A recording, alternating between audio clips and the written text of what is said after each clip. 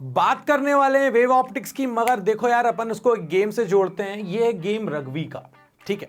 और रग्बी में ना एक के ऊपर एक चढ़ जाते हैं, बॉल को छीनने की पूरी कोशिश कर रही है ये दुनिया। ये पूरे के पूरे प्लेयर एक को नहीं छोड़ रहे, दूसरे को नहीं छोड़ रहे। ऐसे ही वेव्स होती हैं दोस्तों, वेव्स भी एक दूसरे को नहीं छोड़ती हैं। जैसे ही एक पॉइंट पर एक साथ बहुत सारी वेव्स पहुंचती हैं तो उनका भी रिजल्टेंट डिस्प्लेसमेंट कुछ अलग हो जाता है। जैसे यहां पर गोल की कोशिश की जा रही है, यहां पर एम्पलीट्यूड और इंटेंसिटी को बदलने की कोशिश की जा रही है। चलिए देखते हैं जब ये सारी की सारी वेव्स इन प्लेयर्स की तरह एक जगह पर पहुंचती हैं तो क्या होता है इस वीडियो में।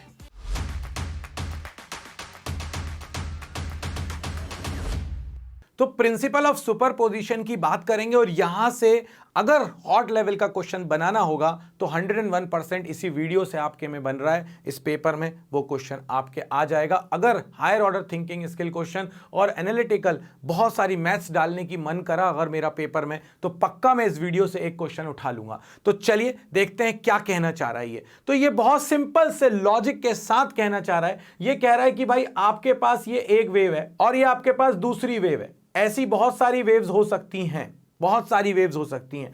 अगर ये वेव्स एक साथ एक पॉइंट पर पहुंचें तो रिजल्टेंट डिस्प्लेसमेंट क्या होगा। तो ये कहना चाह रहा है कि अगर एक आती वेव तो वो जितना डिस्प्लेस करती, दूसरी वेव अकेले आती वो जितना डिस्प्लेस करती, जब ये दोनों एक साथ आएंगी तो जो रिजल्टेंट डिस्प्लेसमेंट होगा वो इनके फेजर सम के बराबर होगा। वर्ड यूज करना है phasor sum.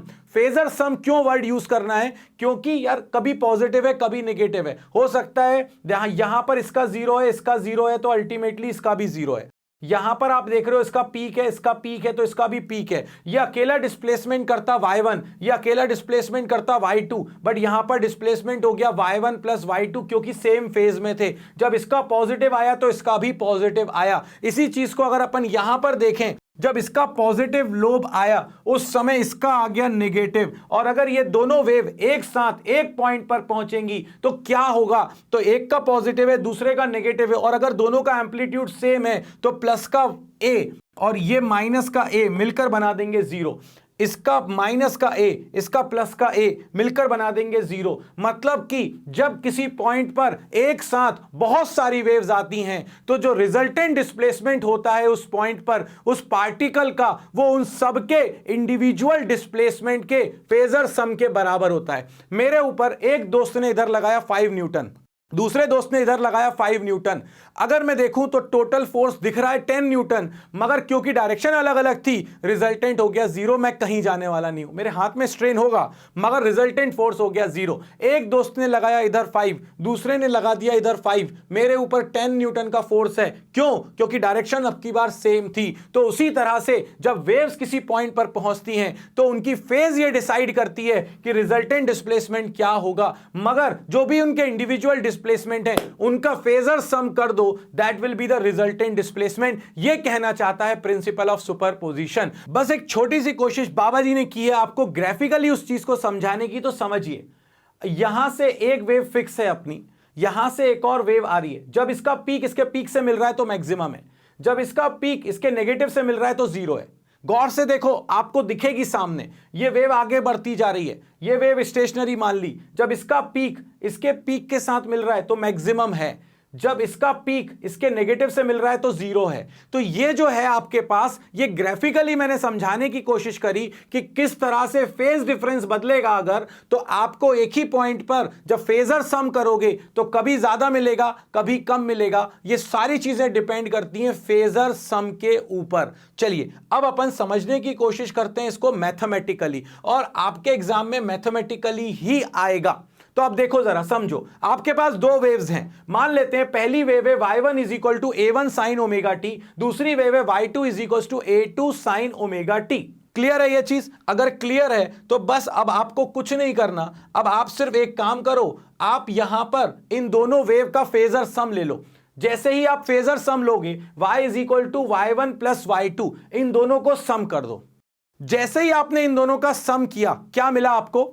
y1 is equal to a1 sine omega T plus a2 sine omega T. अब अटक गए, क्या करें बाबा जी? अब समझ में ही नहीं आ रहा। दोनों को लिख तो दिया मैंने, क्या करना था इसके बाद? अब यहां पर अपने दिमाग की घंटी बजनी चाहिए। और वो क्या होना चाहिए कि देखो इसको तो कुछ नहीं कर सकते, मगर मैथ्स वालों तुमने साइन ए प्लस बी का फॉर्मूला पढ़ा है, तो अगर तुम यहां पर देखो ये है sine omega T plus phi, तो क्या आप यहां पर ओमेगा टी को ए की तरह और फाई को बी की तरह ट्रीट कर सकते हो? तुम्हारी मदद के लिए यहां पर फॉर्मूला है sine A plus B is equal to sine A cos B cos A sine B. So यहां पर अपने पास आ जाएगा a1 साइन ओमेगा टी, ये तो एज इट इज आ गया, a2 वैसे ही का वैसा आ गया, साइन ए यानी sine omega T, cos B यानी कि cos phi, plus cos B यानी कि cos omega T, and sine A मतलब साइन फाई। अब कुछ नहीं करा, बस ये मैं तो अटक गया था, मैंने तो दो वेव्स मान ली थी। और आप कहोगे कि बाबा जी यहां फाई क्यों लिखा है अपन ने? तो फाई इसीलिए लिखा है कि अपन जनरली मान रहे हैं कि इनके बीच में फेज डिफरेंस है फाई, और एम्पलीट्यूड अलग अलग है A1 और A2। आप -5 भी ले सकते थे, कोई फर्क नहीं पड़ेगा। आप यहां पे साइन की जगह पे कॉस ले सकते थे, कोई फर्क नहीं पड़ेगा। सिर्फ यहां पर साइन ए प्लस बी की जगह, ये बहुत इंपॉर्टेंट बात बता रहा हूं क्योंकि एग्जाम में एक बार कॉस के टर्म्स में आ गया था, उन्होंने वेव फॉर्म दे दी थी, वेव दे दी थी दोनों की दोनों, तो जब कॉस के टर्म्स में आएगा तो यहां पर कॉस ए प्लस बी का फॉर्मूला बन जाएगा, इसके अलावा कुछ नया नहीं होने वाला।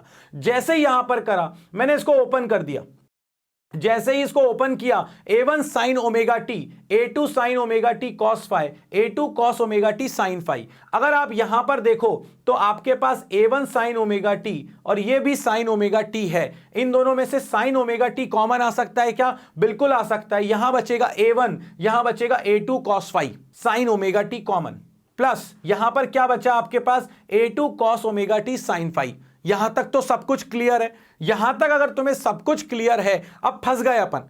अब क्या करें बाबा जी? आपने ये तो बता दिया हमको, यहां तक तो हमने भी कर दिया, साइन ए प्लस बी का फॉर्मूला लगा दिया। अब जो है इसके लिए मैं तुम्हें लेके चलता हूं वापस जहां से मैंने कहानी शुरू करी थी। अगर आप यहां पर देखो गौर से, तो जब ये पहली वाली वेव साइन थी, दूसरी वाली वेव साइन थी, तो जो रिजल्टेंट बन रहा था वो भी साइन वेव बन रहा था कि नहीं बन रहा था? अगर बन रहा था तो यहां पर जब मैं इन दोनों का सम कर रहा हूं, तो सम करते टाइम भी मेरे पास जो फाइनल आंसर बनना चाहिए वो साइन बनना चाहिए था।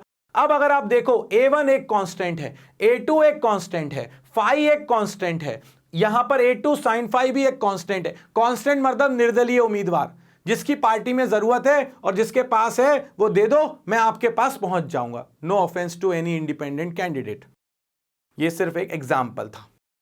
अब यहां पर मुझे वापस चाहिए क्या? वापस चाहिए मुझे साइन, ठीक, क्योंकि साइन की वेव्स थी तो अल्टीमेटली मेरा जो फाइनल आंसर बनना चाहिए वो साइन का बनना चाहिए था। तो मैंने कहा मैं कांस्टेंट के साथ थोड़ा सा खेलवाड़ कर सकता हूं। तो a1 plus a2 cos phi, a1 plus a2 cos phi, इसको मैंने क्या लिखा? देखो ये आपके पास बन गया, किसकी जगह पर आ गया? ये हो गया आपके पास साइन a, ये हो गया आपके पास कॉस a, क्या? Cos omega T. अब प्रॉब्लम क्या है आपके पास कि यहां पर अगर कॉस b आ जाता तो काम हो जाता, और यहां पर अगर साइन b आ जाता तो काम हो जाता। तो इस पूरे को मान लो ना यार, a कॉस b, मैंने b की जगह पर थीटा मान लिया, तो ये हो गया मेरे पास अल्फा मान लिया, तो ये हो गया मेरे पास क्या? a cos alpha. और यहां पर मेरे पास a2 साइन फाई, इसके साथ मुझे क्या चाहिए था? साइन b चाहिए था, तो इसको मैंने मान लिया a साइन अल्फा। भाई b की जगह अल्फा लिख रहे हैं अपन, तो जैसे ही मैंने इसको a साइन अल्फा क्यों माना ये तुम समझ गए हो। a की जगह r लिख दो, कोई फर्क नहीं पड़ता, रिजल्टेंट एम्पलीट्यूड है। क्यों माना ये तुम समझ गए हो। क्यों माना है? क्योंकि अगर मैं इसको लिख दूंगा a या r cos अल्फा, तो ये हो जाएगा r cos alpha sign omega T, और अगर मैं इसको लिख दूंगा a साइन अल्फा, तो ये हो जाएगा a sine alpha cos omega T. इसकी वजह से जैसे ही r अपना कॉमन आएगा यहां पर, ये हो जाएगा sine a cos b plus cos A sine B. फिर से बन गया साइन ए प्लस बी का फॉर्मूला उल्टा, और ए की जगह पर कौन है? ओमेगा टी, बी की जगह पर कौन है? अल्फा। तो अपने पास रिजल्टेंट आ गया R sine omega T plus alpha. चाहो तो इन दोनों को डिवाइड करके टेन अल्फा की वैल्यू भी निकाल सकते हो, निकालना हो तो निकालना, नहीं निकालना हो तो कोई दिक्कत नहीं है, दिखा दो तो ज्यादा अच्छा है। इन दोनों को डिवाइड कर देंगे, आर से R cancel, sine alpha upon cos alpha बन जाएगा टेन अल्फा। ये आपके पास आ गया रिजल्टेंट वेव। मगर रिजल्टेंट वेव आ तो गई, मगर मुझे प्रॉब्लम है आर के साथ। मुझे ये रिजल्टेंट एम्पलीट्यूड कैसे निकालूं? ये तो तुमने मान लिया ना, तुम्हें पता तो a1 है, तुम्हें पता तो a2 है, तुम्हें पता तो फाई है, तुम्हें r थोड़ी ना पता, तुम्हें अल्फा थोड़ी ना पता। अल्फा तो तुम इस फॉर्मूले से निकाल लोगे। अब मगर मैं आर कैसे निकालूं, तो उसके लिए अब अपन बढ़ते हैं आगे, और आगे बढ़ेंगे तो तुम यहां पर देखोगे कि देखो भाई, तुमने क्या माना था, आर कॉस अल्फा को a1 plus a2 cos phi, R sine alpha को a2 साइन फाइ। तुम्हें क्या निकाल के लाना है, आर। अल्फा को यहां से गायब करो, साइन और कॉस दिख रहे हैं, sine square theta plus cos square theta क्या होता है, 1। ये दिमाग की बत्ती अब जल जानी चाहिए। अगर जल गई तुम्हारी बत्ती तो तुम इन दोनों को स्क्वायर करके ऐड करो, तो आर स्क्वायर क्या हो जाएगा, ये देखो, आर कॉस अल्फा का square plus R sine alpha का स्क्वायर, तो ये क्या हो जाएगा, a1 plus a2 cos phi का whole square plus a2 sine phi का होल स्क्वायर। अब मुझे अगर मैं देखूं तो आर स्क्वायर कॉमन, क्या बचेगा, cos square alpha plus sine square alpha, ये क्या होता है अपने पास, 1 होता है, तो बचेगा क्या, आर स्क्वायर। यहां पर a प्लस बी का होल स्क्वायर ओपन कर दिया, मेरे साथ करोगे तो समझ आएगा, मजा भी आएगा, समझ भी आएगा, और नहीं तो सोच रहे होगे कि बाबा जी ये कौन सी कैलकुलेशन कर रहे हैं। साथ में करो, पेन उठा लो और लिखो मेरे साथ। तो ये लिखोगे तो a square plus B square plus 2ab cos theta, क्यों आ गया, क्योंकि इसकी वजह से आ गया, नहीं तो 2ab, बी जरा a2 कॉस फाइ है इसलिए बी आ गया a2 cos phi plus a2 square sine square alpha. अब गौर से देखो, यहां पर आ रहा है a2 square sine square alpha, यहां पर आ रहा है a2 square cos square alpha, a1 square वैसे ही का वैसा लिख दिया, a2 स्क्वायर इन दोनों में से कॉमन ले लिया, तो बचेगा cos square phi plus sine square phi plus 2ab cos phi, sine square phi plus cos square phi हो जाएगा 1, आर स्क्वायर की वैल्यू आ गई a1 square plus a2 square plus 2a1 a2 cos phi, और square हटा देंगे तो root लगा देंगे, यह आ गया आपके पास रिजल्टेंट एम्पलीट्यूड का सम।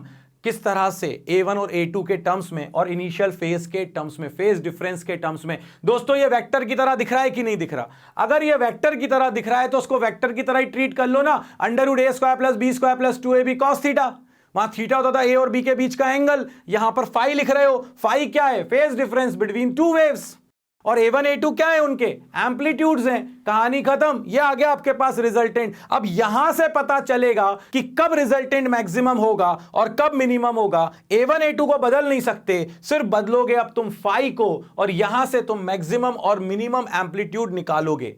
कैसे निकालोगे, चलो वो देखते हैं। अगर मैं आपसे कहूं कि मुझे मैक्सिमम एम्पलीट्यूड चाहिए, तो मैक्सिमम एम्पलीट्यूड के लिए कॉस को होना पड़ेगा 1। कॉस 1 कब होता है, तो अगर आप समझो तो कॉस 1 होता है 0 पे। अगली बार कॉस 1 कब होगा, जब ये 2 पाई घूम चुका होगा, मतलब 0 पे 1 था, फिर 2 पाई पे भी 1 है। अगली बार ये 1 कब होगा, जब और 2 पाई घूम चुका होगा, यानी 4 पाई। अगली बार ये 1 कब होगा, जब और 2 पाई घूम चुका होगा, यानी 6 पाई। तो आपके पास कॉस फाइ हो गया 1। कॉस फाइ 1 कब होता है, जब पाई का इवन मल्टीपल हो, 0, 2 पाई, 4 पाई, 6 पाई, 8 पाई, 10 पाई, पढ़ते रहो पहाड़ा, क्या फर्क पड़ रहा है। मगर इवन मल्टीपल तो उसको लिखने का तरीका क्या होता है, 2n, क्योंकि 2 में अगर तुम किसी नंबर को मल्टीप्लाई करोगे, होल नंबर को, तो वो इवन ही देगा। 1 into 2, 3 into 2, 6 even, 3 into 2 into 7, 14 even. So इसीलिए 2n, n की वैल्यू 0, 1, 2, 3 कुछ भी हो सकती है। इक्वेट कर दो, फाइ की वैल्यू आ गई 2n पाई। मतलब कि जब आपका फेज डिफरेंस जो है, मतलब दो वेव्स के बीच में जो फेज डिफरेंस होता है, या तो 0 हो या 2 पाई हो या 4 पाई हो, जनरली अगर बोलना है तो 2n पाई होता है, तो उस समय आपका जो मैक्सिमम होता है, एम्पलीट्यूड जो होता है वो मैक्सिमम हो जाता है, और ये 1 हो जाएगा, और मैक्सिमम एम्पलीट्यूड कितना आएगा, a1 प्लस a2। खत्म, कुछ था, सिर्फ कॉस को 1 बनाना था, और 1 बनाने के लिए 2n पाई लिखना था।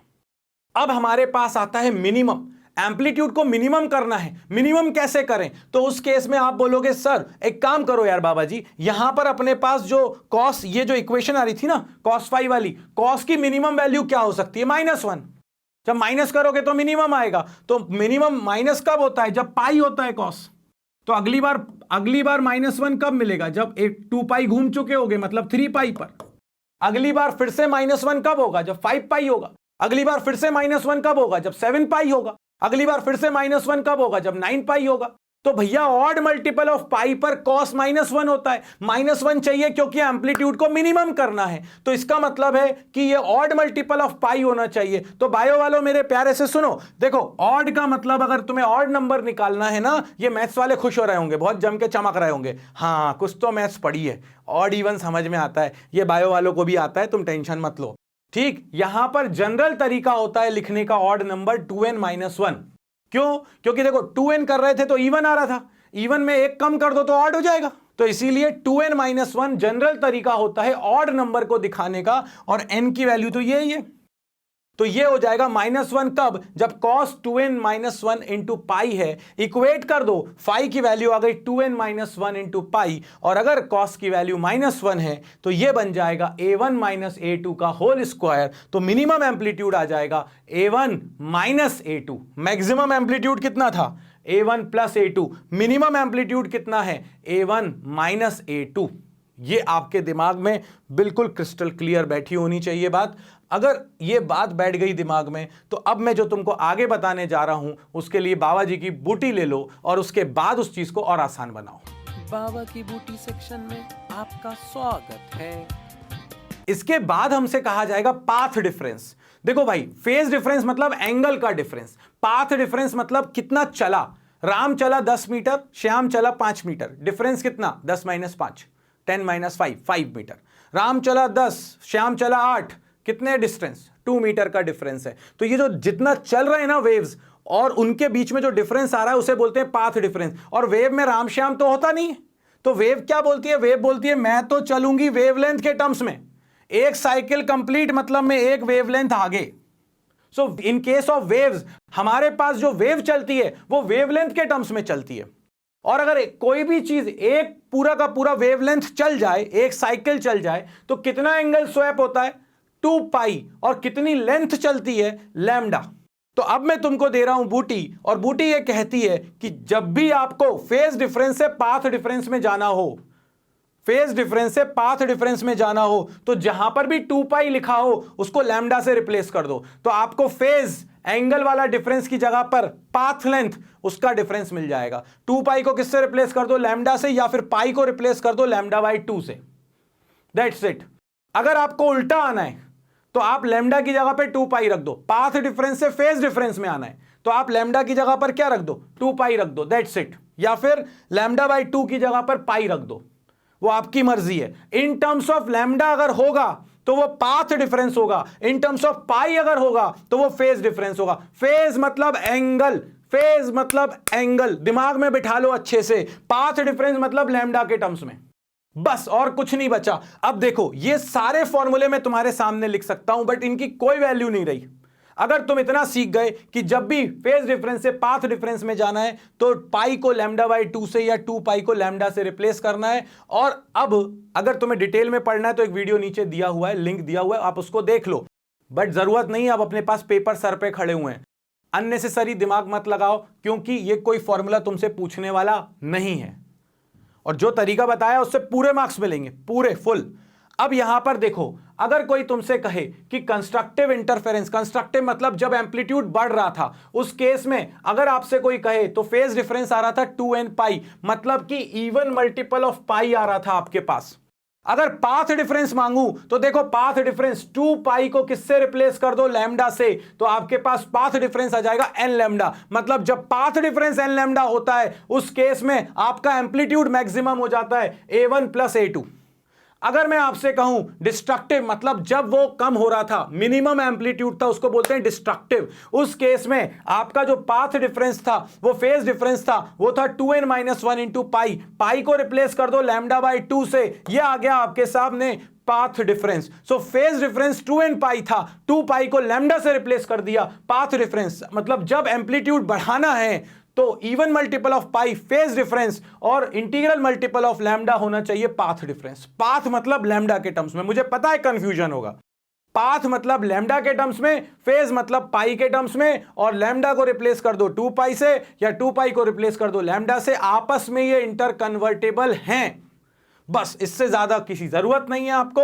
और अब मैं तुमको फाइनली तुम्हारे न्यूमेरिकल के हिसाब से एक बूटी और दे रहा हूं कि जब भी कोई न्यूमेरिकल आए तो आपको यह याद रखना है, intensity is directly proportional to amplitude का स्क्वायर। हमने जितने भी अभी फॉर्मूले पढ़े हैं उन सब का स्क्वायर कर देंगे तो वो इंटेंसिटी के टर्म्स में अपन पहुंच जाएंगे। और अगर आप इसको दिमाग में बिठा लेते हो तो इससे अच्छा कुछ नहीं हो सकता कि intensity is directly proportional to amplitude square, intensity is equal to K A square.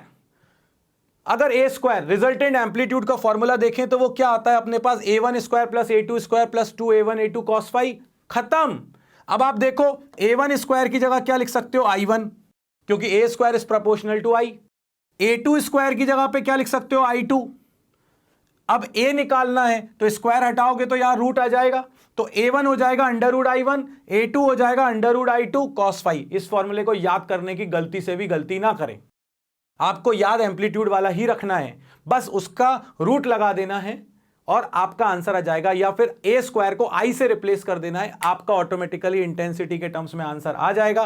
Constructive के केस में एम्पलीट्यूड होता था a1 प्लस a2, इंटेंसिटी हो जाएगी a1 प्लस a2 का होल स्क्वायर। अगर मैं बोलूं इंटेंसिटी के टर्म्स में लिखो तो a1 को लिख दो अंडर रूट i1, a2 को लिख दो अंडर रूट i2, लो हो गया काम खत्म। अगर मैं आपसे बोलता हूं डिस्ट्रक्टिव के केस में एम्पलीट्यूड था a1 माइनस a2, तो इंटेंसिटी क्या हो जाएगी डिस्ट्रक्टिव में जब कम हो रही थी, a1 माइनस a2 का होल स्क्वायर। इंटेंसिटी के टर्म्स में a1 को अंडर रूट i1, a2 को under root i2, that's it, कहानी खत्म। मतलब intensity is directly proportional to amplitude square. और न्यूमेरिकल के काम एक और चीज आएगी जो आगे जाके सीखेंगे, स्लिट की विड्थ। तो स्लिट की विड्थ का जो स्क्वायर होता है वो इंटेंसिटी के प्रोपोर्शनल होता है। ये फॉर्मूला रख लो, न्यूमेरिकल में काम आएगा। अब फाइनली अपन कंक्लूड कर लेते हैं कि अपन ने अभी सीखा क्या है। अपन ने ये सीखा है कि ए मैक्स अपॉन ए मिन, मैक्सिमम एम्पलीट्यूड अपॉन मिनिमम होता है a1 plus a2 upon a1 minus a2।